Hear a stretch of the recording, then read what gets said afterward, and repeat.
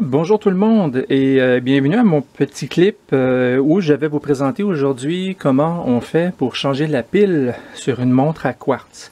Alors, à moins que vous ayez une montre automatique ou une montre mécanique qu'on doit remonter à la main, si vous avez une montre avec un mécanisme au quartz, vous aurez éventuellement changé la pile, généralement après 2-3 ans d'usage.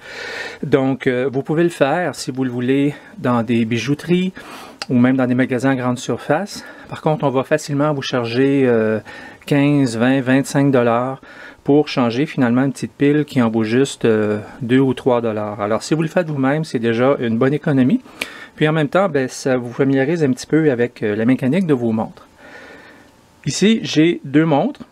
J'ai une Casio de plongée, qui est une belle petite montre, pas trop chère, mais d'une bonne qualité. Et ici, en fait, une montre chinoise qui est de faible qualité. Alors, c'est un petit peu pour ça que j'ai pris celle-là pour expérimenter avec. J'en ai deux ici parce que ces montres-là ont deux types de dos différents. Et bien entendu, c'est à partir du dos des montres que vous allez accéder à la pile.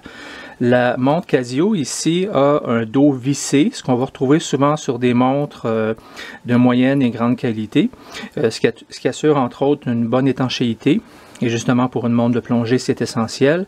Sinon, vous allez retrouver dans plusieurs montres un dos clipsé ou snappé, si vous le voulez. Donc, ça va prendre deux types d'outils différents pour les ouvrir. Alors, pour la montre Casio avec le dos vissé, vous pouvez vous bricoler un outil vous-même qui va aller s'accrocher dans les petites dents ici qui se trouvent sur le pourtour du dos. Sinon, vous pouvez vous en acheter un en ligne, c'est très facile et c'est très peu dispendieux. Donc un outil ici avec deux dents qu'on peut régler avec la petite roulette qui se trouve au centre à la bonne grandeur. Et après, il suffit juste d'aller se prendre dans les dents de la montre en question. Là, vous voyez que j'ai déjà commencé à dévisser le dos. Et après ça, il vous suffit simplement de terminer d'ouvrir le dos. Et vous voyez ici, dans le cas de cette montre-là, il y a une espèce de couvercle en plastique qui recouvre le mécanisme. Alors, il suffirait juste de le soulever, d'accéder à la petite pile, d'aller la chercher et la remplacer. Ensuite, on fait simplement revisser le dos, s'assurer que le petit joint de caoutchouc est toujours bien en place pour, encore une fois, assurer l'étanchéité de notre montre. Alors, vous commencez à la main comme ça et après, vous finissez avec l'outil pour bien la serrer. Alors ça, c'est pour les montres avec le dos vissé. Pour les montres avec le dos qui est clipsé, encore là, vous pouvez trouver en ligne des petits outils un peu comme ça qui coûtent pas cher et qui peuvent être utilisés pour soulever le dos de la montre. Alors ça peut être ça. Sinon, vous prenez un bon vieux canif. L'important ici, sur le pourtour du dos, c'est de trouver... Je vais juste passer ça ici. Je vais trouver une espèce de petite saillie, comme une espèce de petite lèvre qui dépasse du tour, qui se trouve en fait à être ici. Alors, il s'agit juste d'aller bien se positionner sous cette petite lèvre-là, bien tenir la montre et simplement mettre un petit peu de pression vers le haut. Et voilà, le dos se défait. Faites attention pour être bien accroché sous la petite lèvre, sinon votre outil pourrait glisser et égratigner le dos de votre montre. Donc, ici encore, on a une espèce de petit boîtier en plastique qui protège le mécanisme. Alors, il s'agit juste d'aller soulever ça, comme ça, et on met ça de côté. Et ici, vous voyez, c'est relativement petit, n'est-ce pas? C'est le petit mécanisme au quartz, un mécanisme fait en Chine là, de basse qualité, mais qui quand même va bien vous donner l'air. Et la pile qui se trouve ici. Alors, soit avec vos pinces à cils, soit avec un petit tournevis, on soulève la pile et après ça, il s'agit juste de mettre la pile neuve. Pour les piles elles-mêmes, elles sont faciles à trouver, soit dans les quincailleries, dans les magasins d'électronique ou même dans des pharmacies, on va trouver de ces petites piles-là. L'important ici, c'est de bien avoir le numéro de référence, comme on le voit ici, pour la pile. Donc, arrivez pas, mettons, à votre pharmacie et dire que vous avez besoin d'une pile pour une montre parce qu'il en existe plusieurs modèles de différentes grandeurs. Donc, l'important, c'est d'avoir ce numéro-là. Le numéro va se retrouver généralement sur la pile elle-même. Là, c'est un petit peu petit pour voir, mais ces numéros-là se trouvent là-dessus.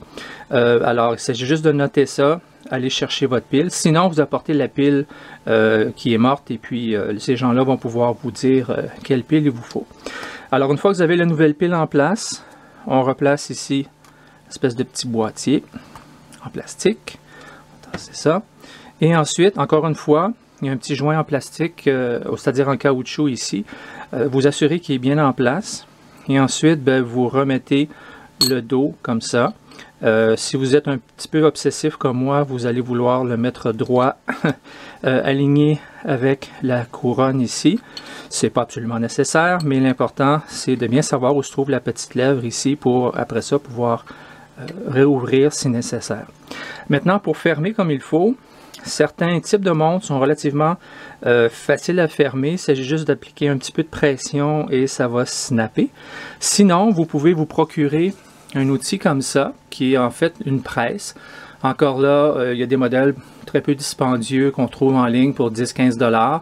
Et vous voyez là-dessus qu'il y a des espèces de rondelles en plastique, en nylon, et ça vient avec tout un jeu de rondelles, comme vous voyez là. Pourquoi les différentes grandeurs? C'est que c'est très important d'avoir une rondelle qui va bien aller appuyer sur le dos de votre montre. Si vous avez une petite rondelle, mettons comme ça ici, ça va appuyer beaucoup trop au centre, alors c'est pas recommandé. Alors avoir une rondelle qui va appuyer sur le dos de façon uniforme.